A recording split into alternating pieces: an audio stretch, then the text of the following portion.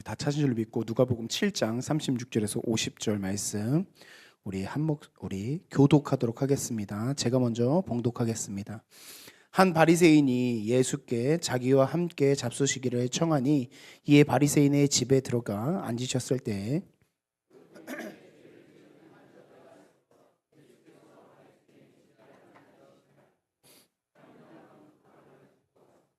예수의 뒤로 그 발 곁에 서서 울며 눈물로 그 발을 적시고 자기 머리털로 닦고 그 발에 입 맞추고 향유를 부으니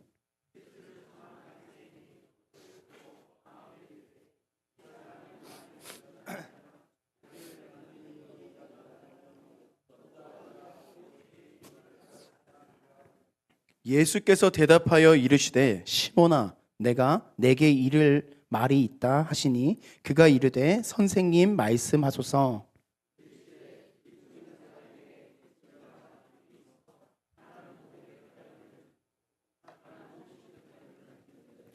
갚을 것이 없으므로 둘 다 탕감하여 주었으니 둘 중에 누가 그를 더 사랑하겠느냐.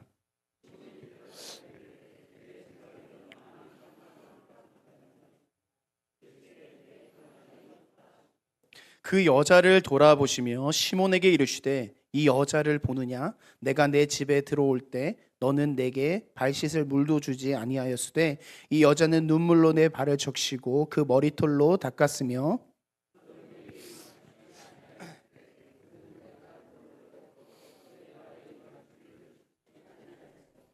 너는 내 머리에 감람류를 붓지 아니하였으되 그는 향유를 내 발에 부었느니라.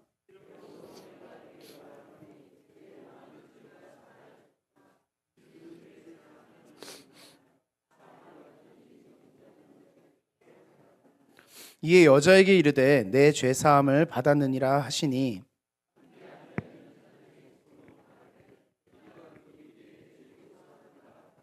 함께 읽겠습니다. 예수께서 여자에게 이르시되 내 믿음이 너를 구원하였으니 평안히 가라 하시니라. 아멘. 저는 오늘 이 본문을 가지고 깨트릴 수 있는 은혜라는 제목으로 우리 함께 은혜를 나누려고 합니다. 처가 이쁘면 처갓집 어디에도 절한다고 하죠. 말뚝에도 절한다고 이런 속담이 있습니다. 이 사랑하면 그 주위의 작은 것까지도 사랑하게 된다라는 우리나라 이 말입니다. 속담입니다. 어떻게 우리 장로님들, 우리 안수 집사님, 집사님들 처갓집 말뚝에 절을 하셨나요? 네, 안 했으면 우리 지금 빨리 대답을 하셔야지 이제 집에 가서 식사를 하실 수 있으니까 네, 잘 대답을 하셔야 됩니다. 아마 말뚝이 아니라 더한 것도 멀리서 절을 했을 만큼 다들 사랑하셔서 이렇게 있을 거라고 믿습니다. 그런데 시간이 지나면서 어떻게 지금도 말뚝에 절을 하고 있는지, 우리가 사랑을 하면요 나보다 더 상대방을 사랑하게 됩니다. 내가 힘들어도 견디게 되고요, 내 것을 다 줘도 괜찮을 만큼 우리의 삶의 목적조차도 변하게 되는 게 이 사랑이에요. 이 자녀를 낳으면 어떻습니까? 우리 부모님들이 그렇게 하루 종일 고생하시면서 일하던 것이 왜 그렇습니까? 자식들 하나라도 더 먹이고 싶고 더 많은 것을 주고 싶어서 그랬을 것이다 라고 생각을 합니다. 나는 그렇게 살지 못했지만 내 자녀는 조금 더 풍족하게 조금이라도 더 주고 싶어서 우리 부모님들께서 이제 쉬지도 않고 그렇게 고생하시며 사셨던 것 같아요. 제가 부모가 되어 보니까요, 아주 조금, 다는 모르겠더라고요. 아주 조금 저희 부모님의 이 마음을 조금씩 이해하게 됩니다. 그리고 부모가 되어 보니까요, 주님이 얼마나 나를 사랑하실까. 아, 내가 애들을 이렇게 사랑하는데 주님은 나를 더 사랑하시겠구나. 내가 이해할 수도 말할 수도 없을 만큼 아주 조금이나마 그 사랑을 조금씩 느낀다라는 거예요. 그러면 주님은 우리에게 무엇을 원하실까? 내가 우리 아이들과 함께 할 때 아이들이 내가 원하는 것을 이 아이들이 알까? 우리 하나님께서는 내가 무엇을 하기를 원하실까 이렇게 묵상을 하다가요, 오늘 이 향유 옥합 사건을 묵상하게 되었습니다. 오늘 이 성경에 등장하는 이름도 나오지 않는 한 여인을 통해 예수님께서 우리에게 원하시는 것이 무엇인지를 함께 나누기를 소망합니다. 오늘 누가복음에서 이 향유 옥합 사건은요, 마태, 마가, 요한에 나오는 다른 향유 옥합 사건과는 별개의 사건입니다. 다른 세 복음서에 나오는 이 옥합 사건은요, 뭐 조금씩 다른 부분들이 있지만 공통적으로 한 여인 마리아가 예수님의 장례를 준비하는 향유 옥합의 사건이었고요. 오늘 나오는 이 향유 옥합의 사건은요, 정확히 언제 일어난지는 나오지 않고 또 누구가 했는지도 나오지 않습니다. 그저 바리새인 집에 초대받아 식사하는 자리에 죄를 지은 한 여자가 예수님께 나와서 향유 옥합을 깨뜨리고 그 발에 부었다라는 것만 나와 있습니다. 이 향유 옥합 많이 들어보셨을 것 같아요. 여러 번 들어보셨을 것 같아요. 그 당시에 그 향유는요, 아주 값비싼 물건이었고 이 여인한테는 시집갈 때 필요한 그 미천 같은 거였어요. 그런데 이 여인은 이 죄를 지은 여인으로 기록되어 있는 것으로 봤을 때 뭐 어떤 죄인지 어떤 사람인지는 모르지만 그 사회에서 죄인 취급을 받으면서 아주 비참한 삶을 사는 것 같았어요. 여인이 사는 것도 쉽지가 않은데 죄인이다라고 이렇게 낙인되어 있다는 건요, 그 사회에서 사는 게 쉽지 않다는 거예요. 굉장히 곤고하고 힘든 삶을 살아야 됩니다. 그런 사람이 자신이 가지고 있는 가장 귀한 것, 이 향유 옥합을 부었다는 것은요, 우리가 생각하는 것 이상을 하나님 앞에 나아갔다는, 예수님 앞에 나아가고 드렸다라는 것입니다. 이 여인에게 향유 옥합은요, 아마 이건 제 개인의 묵상이지만 자기 마지막 희망이었을 것 같아요. 죄인으로 낙인 찍힌 내가 그래도 시집을 가서 그 사회에서 살아남을 수 있는 그 마지막 최후의 보루와 같은, 그 나에게 소망과 같은 것이 아니었을까라는 묵상을 했습니다. 이 여인에게 향유 옥합, 이거라도 있어야지 내 미래를 그려나갈 수 있는데 이것을 내 전부를 다 드렸다라는 거예요. 그런데 그냥 물질적으로 뭐 다 드렸다, 그것이 끝나는 게 아니라는 거예요. 향유 옥합을 드렸다라는 것은요, 내 소망을 이 향유에서 예수님께로 돌렸다라는 것입니다. 이 소망, 세상에서 말하는 너 향유 옥합이라도 있어야지 시집을 가지, 너 이거 잘 붙잡고 있어야지 너 그나마 살아갈 수 있어. 그 소망의 삶에서 이제 예수 그리스도께로 그 소망을 돌렸다라는 것입니다. 예수님께서 나를 사랑하신 그 사랑에 감사해서 내가 이제 이 향유 옥합 없어도, 내가 죽더라도, 내가 고난을 받더라도 괜찮습니다. 나의 소망은 예수님입니다 라는 고백이 오늘 이 향유 옥합 사건의 고백이라는 거예요. 이 여인이 어떤 은혜를 받았는지가 나오진 않아요. 그냥 예수님과 어떤 이야기를 했는지, 심지어 예수님과 아는 사이였는지도 나오지 않습니다. 그런데 이 여인은요, 예수께 나와 그 발에 자신의 소망을 부은 거예요. 그런데 오늘 함께 나오는 이 시몬이라는 바리새인은 예수님을 식사의 자리에 초대를 했어요. 이 바리새인이라는 것은 그 당시에 그래도 나름 잘 나가는 사람이라는 거예요. 사회적으로 안정된 사람들, 좀 존중받고 나름 괜찮은 사람들이야. 근데 이 바리새인이 예수님을 자신의 집에 초대했는데 정성을 다한 것 같지는 않습니다. 44절 우리 함께 읽어보도록 하겠습니다. 그 여자를 돌아보시며 시몬에게 이르시되,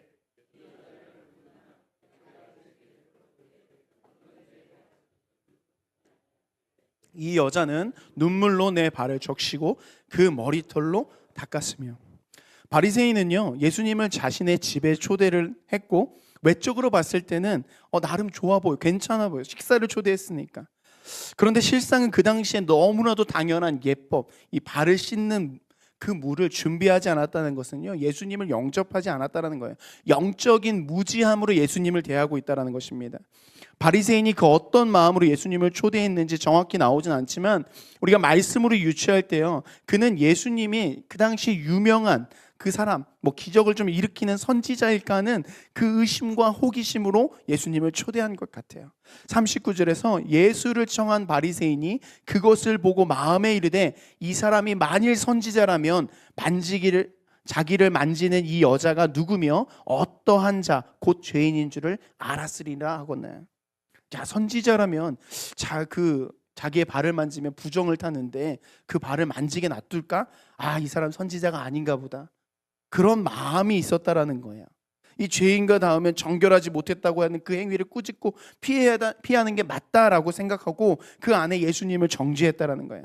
바리새인에게 예수님은 어떻게 보면 자신이 이 정도 되는 사람, 내가 예수님을 초대했어. 사람들이 보기에 좀 괜찮은, 보여주기 위한 수단으로 예수님을 초청하지 않았을까라는 저의 개인적인 묵상입니다. 선지자로도 인식하지 않으면서요. 그런데 그러면서도 또 40절에 선생님이라고 부르는 것을 봤을 때 그가 정말 예수님을 궁금해하거나 섬기기 위함은 아닌 것 같아요. 내 삶에 도움이 될 만한 사람.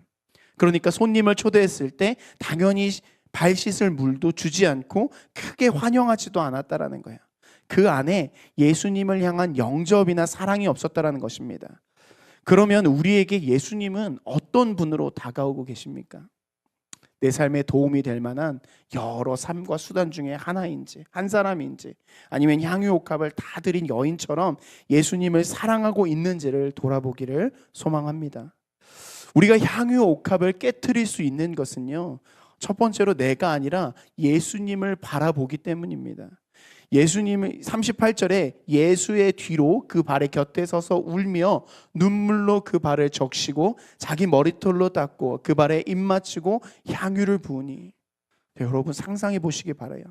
눈물로 발을 적셨다, 자기의 머리털로 발을 닦고 그 발에 입 맞추었다. 이는 사람이 줄 수 있는 가장 낮은 곳에서 향한 겸손이라는 거예요. 다른 방법도 많았을 것 같은데 그 향유옥합을 팔아서 예수님께 더 좋은 선물을 드릴 수도 있었을 텐데 그 발 한번 닦는 게 그게 뭘까? 옷을 사서 선물해서 예수님 옷 이거 좋은 거 입어보세요 하고 줄 수도 있었을 텐데 왜 하필 그 발에 향유를 부었을까? 성경은 말하고 있지는 않지만 예수님께서 제자들의 발을 씻기시면서 목욕한 자는 발만 씻으면 된다고 하셨던 것처럼 그 당시 유대 문화에서 발은 더러움이 잘 묻는 신체 중에 하나였어요. 그 더러운 곳으로 여겨졌습니다. 그래서 집에 들어갈 때 발을 씻을 수 있는 물을 주고 그 발을 씻기는 종이 있다면요, 유대인은 종은 하지 않아요. 이방인 종, 그러니까 종 중에서도 가장 낮은 사람이 하는 게 발을 씻는 역할이라는 거예요.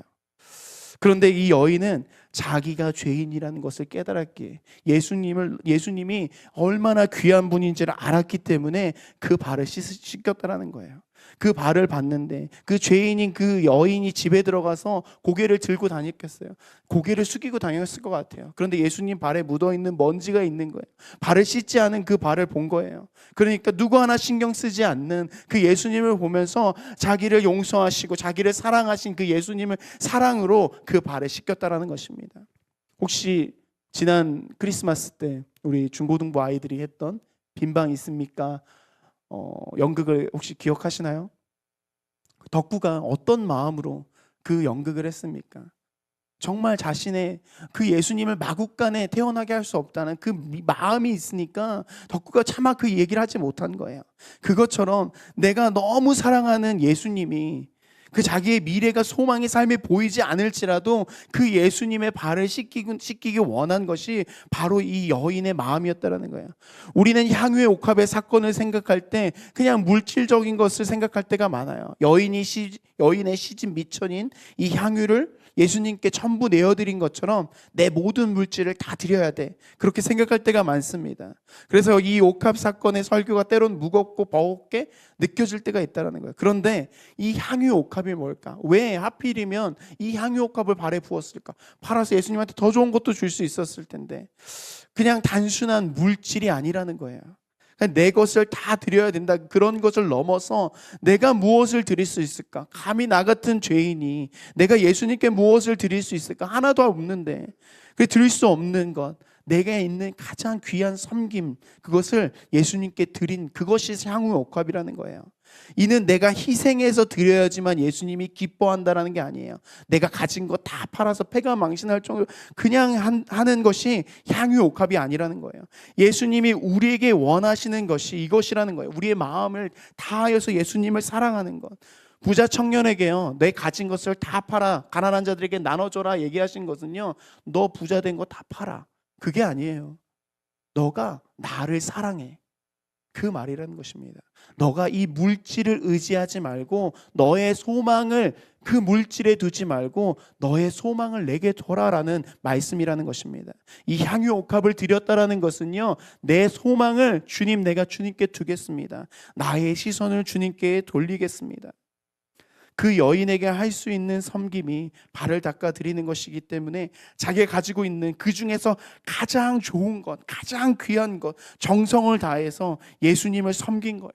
우리가 드려야 하는 향유 옥합은요, 내가 의지하고 있는 것을 내려놓고 예수님만을 의지하는 마음이라는 것입니다.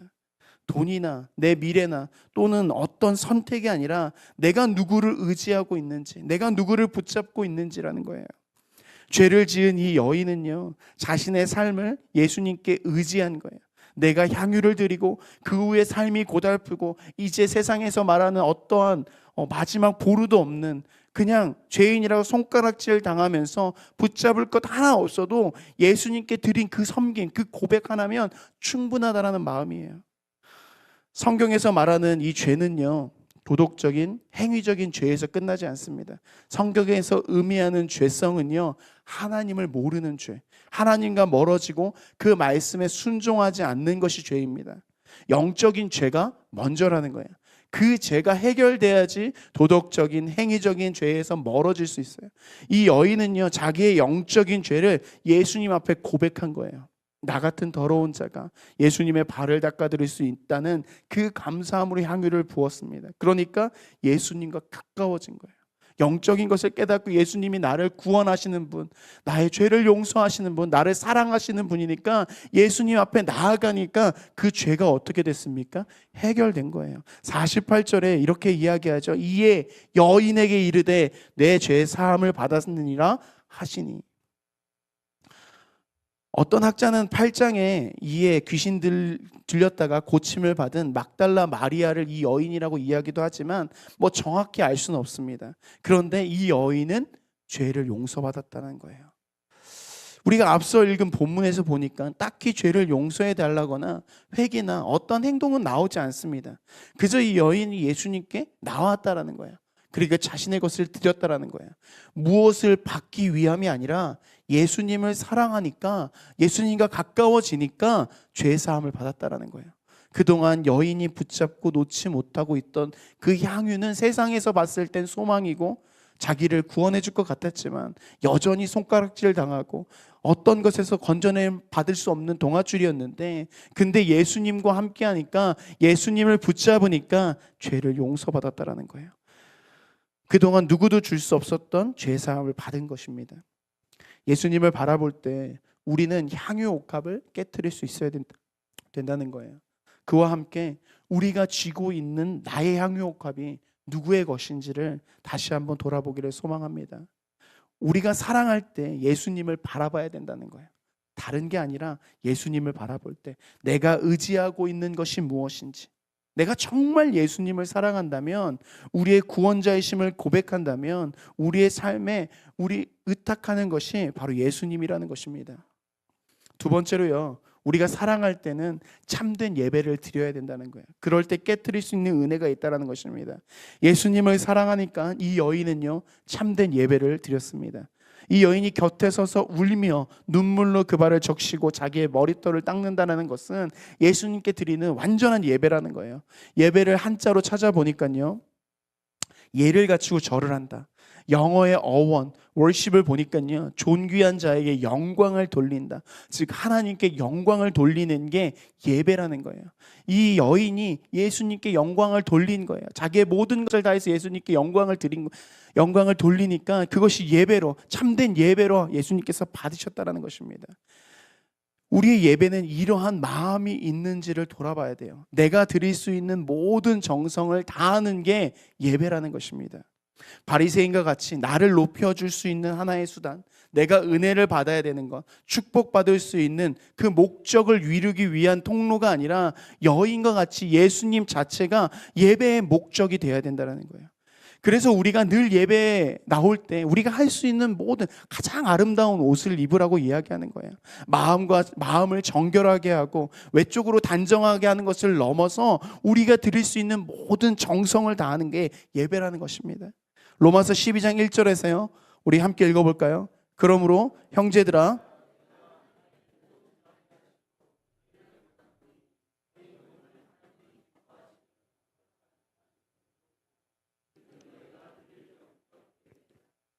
거룩한 산 제물, 이 거룩한 산 제물이라는 것은요, 우리가 정결케 주님 앞에 나아가야 된다는 거예요. 구약 시대에 흠이 없는 정결한 동물을 드린 것 같이 우리가 흠이 없게 하나님 앞에 나오라는 것입니다. 그런데 우리는 흠이 없을 수가 없어요. 늘 연약함 투성이고 넘어지고 쓰러지는 존재가 우리들입니다.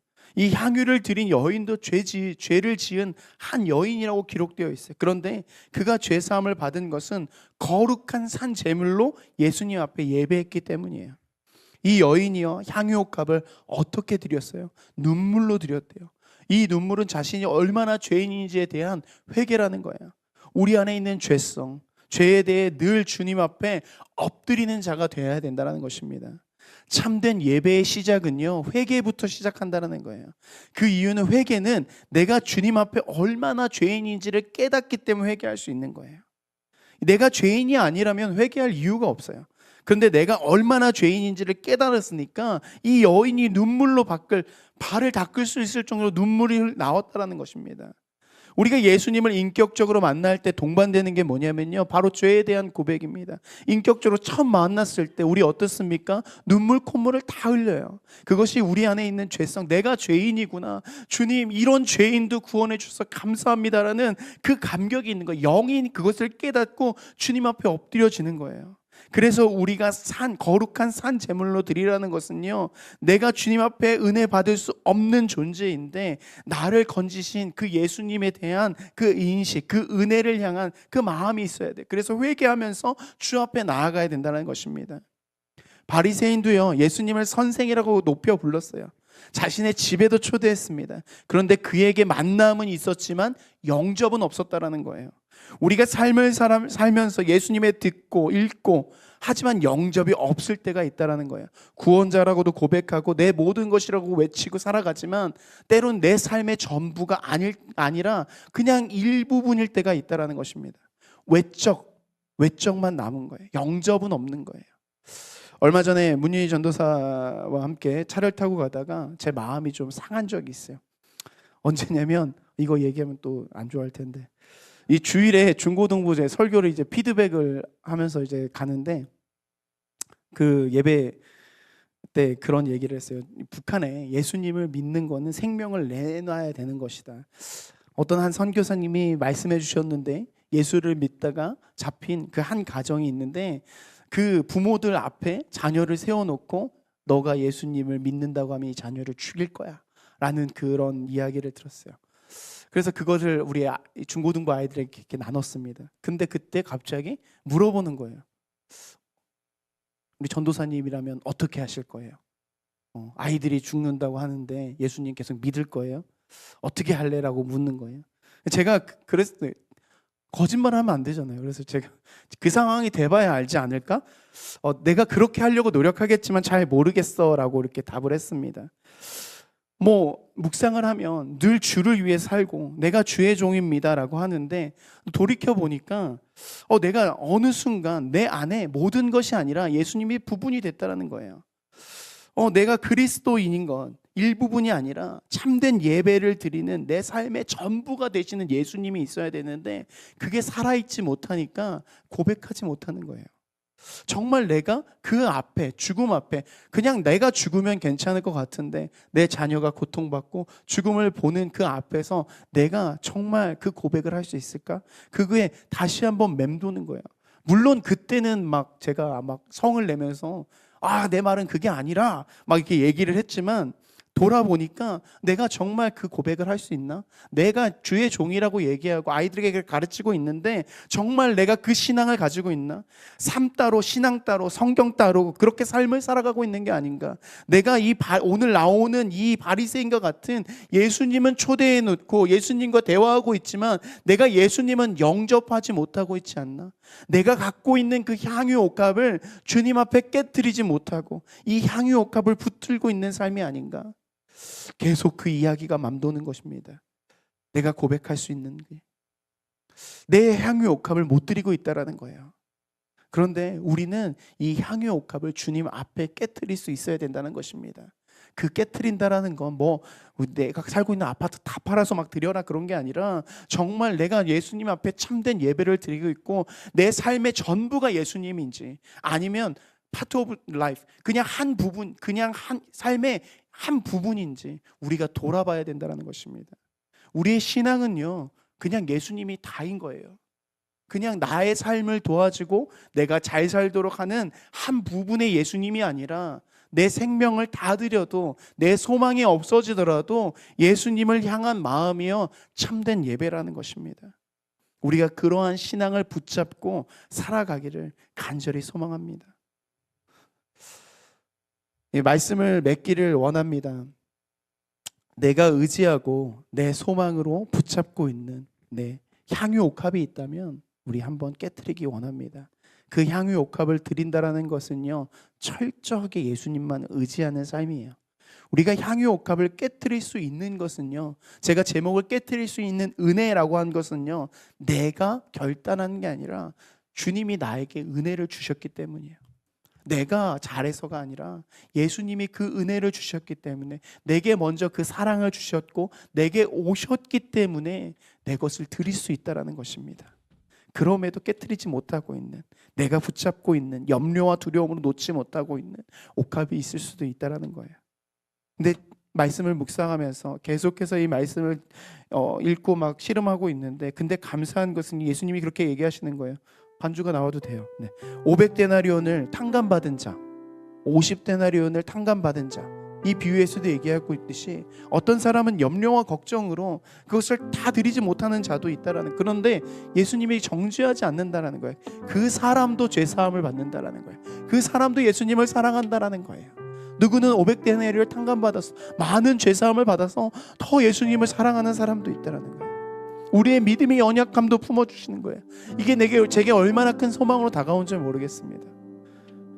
내가 이렇게 연약해도 나를 포기하지 아니하시구나. 넘어지고 쓰러지고 내가 예수님 위해서 산다고 말하고 내가 선교사의 삶을 살았다고 얘기하지만 그 고백 앞에서 자유하지 못하는 제게 예수님께서 말씀해 주시는 거예요. 그 은혜를 내게 주셨더라는 거예요. 그럼에도 내가 너를 사랑한다. 우리의 옥합은요, 주님의 은혜를 힘입어서 주 앞에 갖고 오는 것입니다.